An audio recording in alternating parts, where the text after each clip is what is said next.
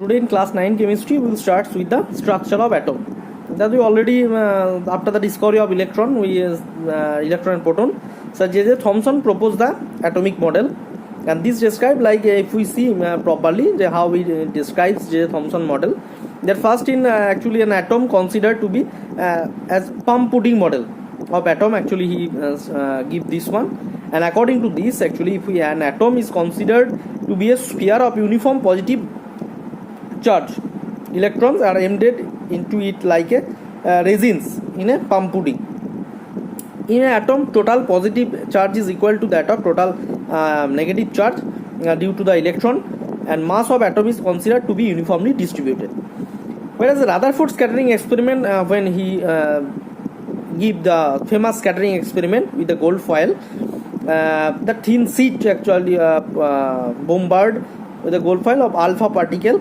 Then alpha particle scattering if we see, then he following the observation he actually took that most of the alpha particle passed through the foil straight without scattering in the direction.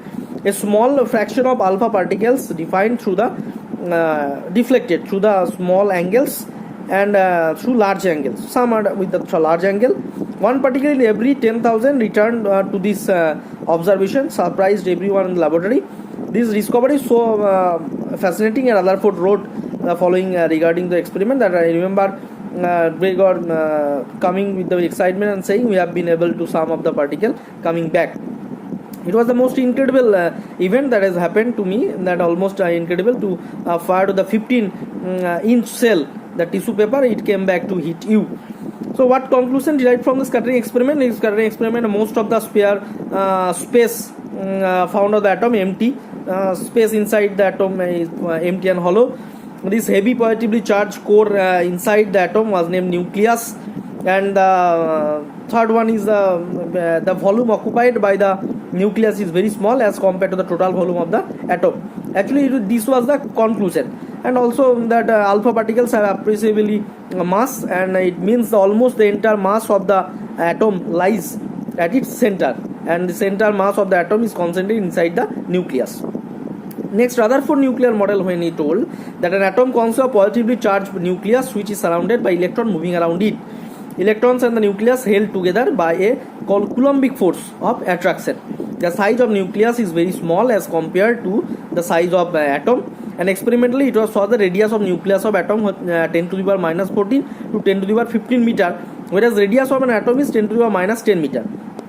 So the size of nucleus is about 10,000 part of the size of an atom. Almost the entire mass of the atom is concentrated in the nucleus. Whereas the drawback when we see the Rutherford atomic model, that if we see that as a whole, he also told the electrically neutral. So number of proton inside the nucleus and is equal to the number of electrons always. So his drawbacks was the electron evolving around the nucleus get accelerated towards the nucleus as accelerating charged particle must emit radiation.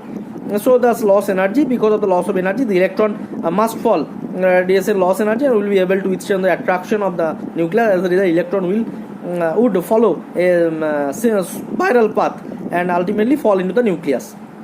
It happens to the atom and is stable. It indicates that something wrong in the Rutherford nuclear model of atom. So Rutherford model of atom does not say anything about the arrangement of electron in the atom. So today we saw the Rutherford atomic model. Next we will start with the Bohr model of atom.